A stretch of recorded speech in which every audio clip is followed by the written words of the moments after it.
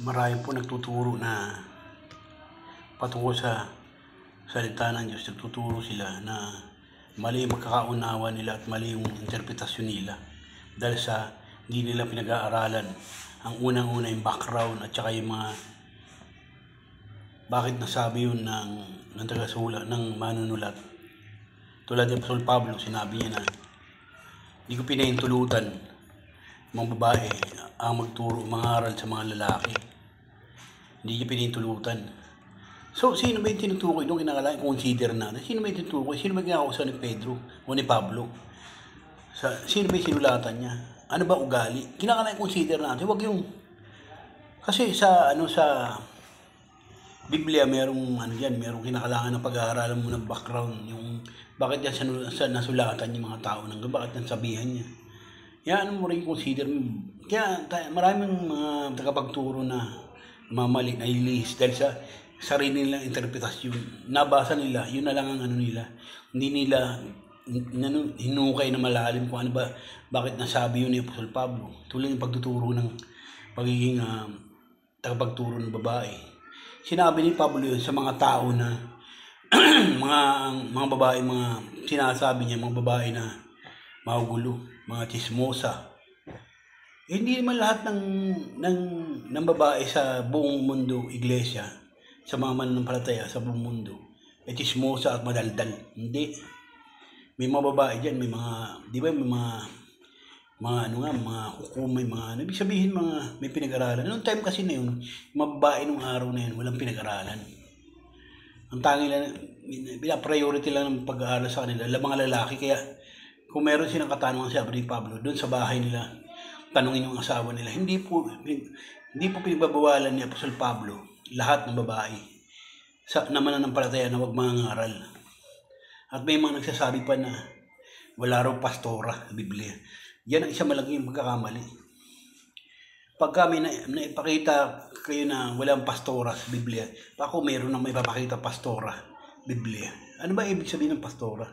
O pastor? Di ba ang pastor sa English is shepherd?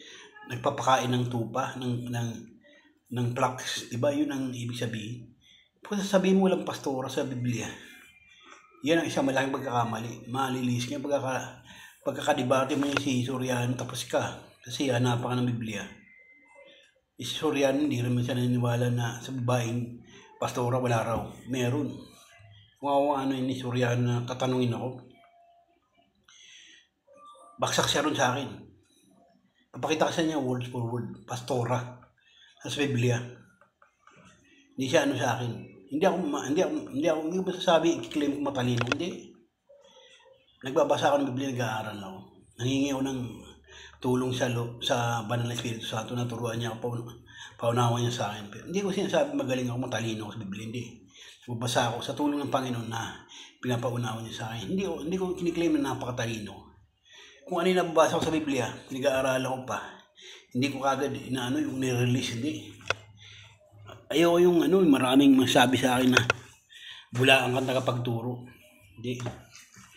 Kailangan idig ko muna at meron akong Biblia na susuporta ron sa claim ko at saka sa mga tinuturo ko. Hindi ako tuturo ng walang suporta. Tulad na may mga tagapagturo na sa Biblia na ipatungkol sa pagsalita ng iba't ibang wika. Kung ba narinig nila si Kabuli nagsalita ng iba't ibang wika, lalahatin na nila lahat ng hindi sa Diyos.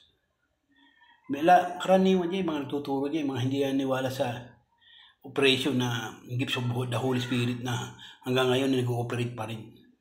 Yun yung mga tao na tinatawag sa English si cessationist.